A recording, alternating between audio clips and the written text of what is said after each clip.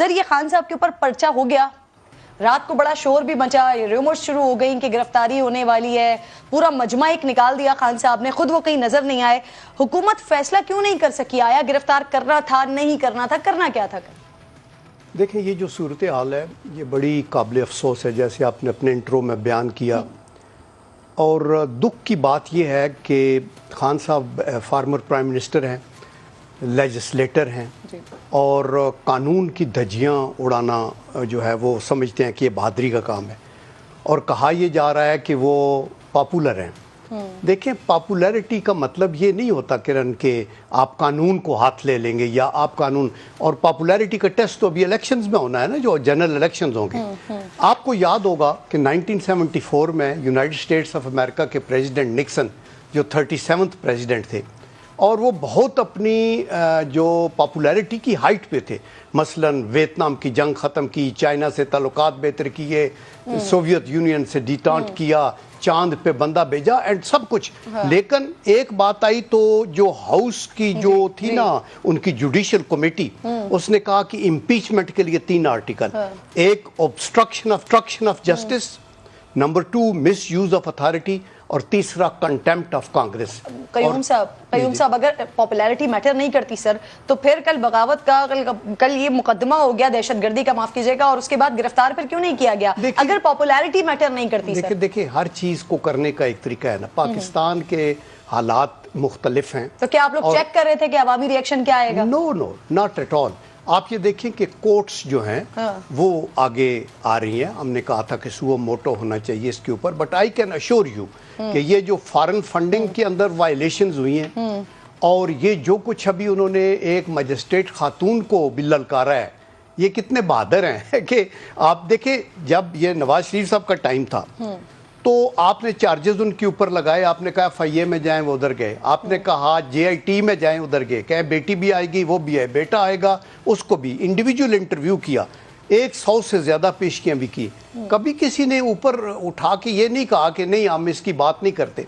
لیکن عمران خان صاحب کو یہ دیکھنا پڑے گا کہ یہ جو پاپولیرٹی ہے it is neither here nor there if you don't obey the law of the land. اور آپ یہ دیکھیں گے کہ ابھی جو ہے آگے جو قانون ہے وہ اپنی ایک شکل لے گا, اور obviously nobody is above law. اور خود عمران خان صاحب کہتے ہیں مدینہ کی ریاست, اور کہتے ہیں کہ قانون غریب کے لیے اور ہے اور امیر کے لیے اور ہے. تو آپ نے بندے کیسے اکٹھے کر لیے؟ آپ نے بجائے مراد سعید کو شاباش دینے کے ہونے کا الزام لگ جاتا ہے. لیکن مریم اورنگزیب صاحبہ کی بات ابھی مجھے بڑی پسند آئی, جب ان سے پوچھا گیا کہ گرفتاری کب ہونی ہے تو انہوں نے کہا کہ جی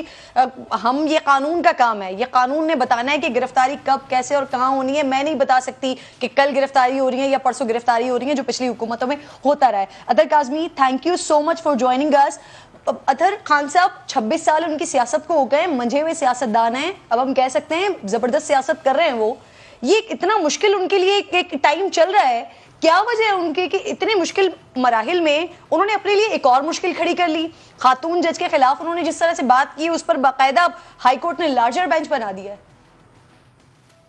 دیکھیں اب obviously اس کی جو قانونی سائیڈ ہے تو وہ تو معزز عدالت نے اس کا ایک نوٹس لیا ہے, قانونی عمل تو اس کا چلتا رہے گا.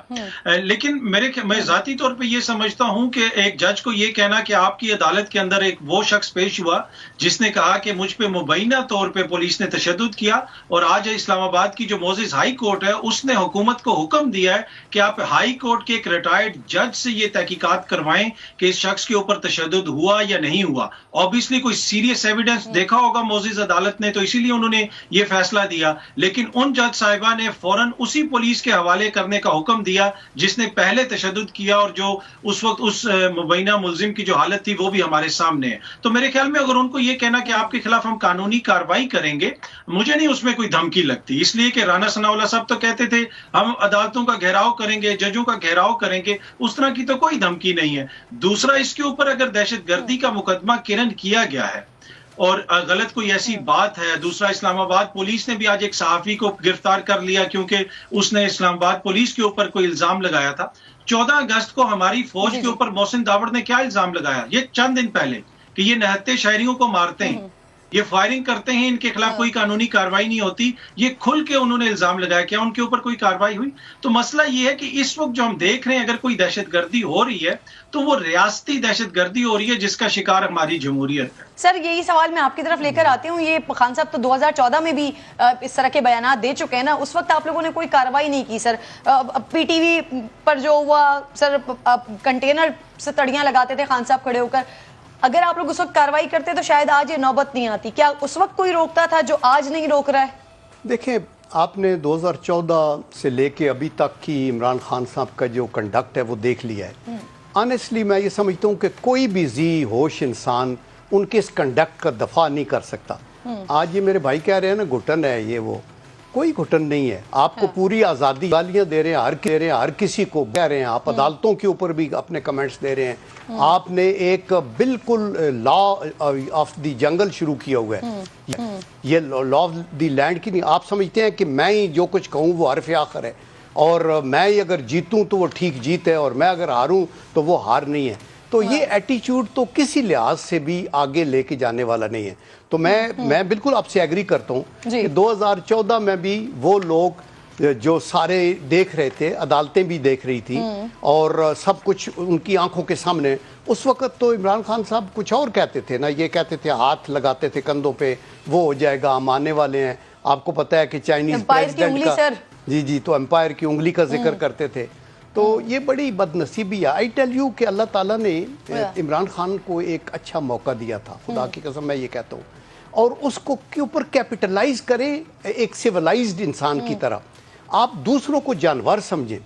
دیکھیں نا، دوسروں کو گھٹیا سمجھیں، ان کو شودر سمجھیں۔ پولیٹیکل لیڈر سے 2 انگلیاں بھی نہیں ملاتا، میں اگر یہ اقتدار میں آ گئے تو نیچے آؤں گا، میں مر جاؤں گا، میں نہیں آؤں گا۔ میرا خیال ہے آپ کو تو کسی سائیکاٹرسٹ کو دکھانا ضروری ہے، بیکاز پولیٹیکل لائف کے اندر آپ کو ہر طرح کے بندے ملیں گے۔ آپ نے داوڑ کی بات کی، دیکھیں ویسٹرن بارڈر سے بہت سی دہشت گردی ہوتی رہی ہے، پھر ہم نے کیا کیا آرمی کی طرف سے کہ ایک جو ہے نا ریڈیکلائزیشن کا ایک باقاعدہ انسٹیٹیوشن بنایا، اس میں وہ لوگ جو انوالو تھے ان کو بھی ڈی ریڈیکلائز کر کے تو لائن پہ لایا گیا۔ اگر کسی پارٹی کے نارمل جو ورکر ہے یا ایم پی اے یا میں نے غلط بیان دیا ہے اور بعد میں آپ اس کو رائے راست پہ لا سکتے ہیں، لے آئیں، بٹ یہ پریولیج جو ہے ایک ایکس پرائم منسٹر کی اور ایک لیڈر کی جو کلیم کر رہا ہے کہ میں مدینہ کی ریاست کا ہوں اور میں پورے پاکستان میں میری میجارٹی ہے جو ابھی ٹرائی ہونی ہے، تو آپ کے پاس میجارٹی ملے تو بسم اللہ۔ آپ دیکھیں نا انہوں نے کیا کچھ نہیں کیا۔ سر پنجاب میں پنجاب کی 15-16 سیٹس، پھر کراچی کا بھی الیکشن، تو سر میجورٹی اگر آپ بات کر رہے ہیں تو دیکھیں عوام کی اور پاپولر لیڈر تو اس وقت ہیں وہ پاکستان یہ بائی الیکشن کی وہ سیٹیں ساری ان کی اپنی سیٹیں ہیں، ان میں سے اگر کوئی دوسرا سیٹ لے جاتا ہے تو وہ ہے یہ آگے دیکھیں، اور by election is no indication. یہ کہا جا سکتا ہے، لیکن سر واقعتاً وہاں پر پاکستان تحریک انصاف نے ٹھیک ٹھاک مارجن سے جیتے ہیں۔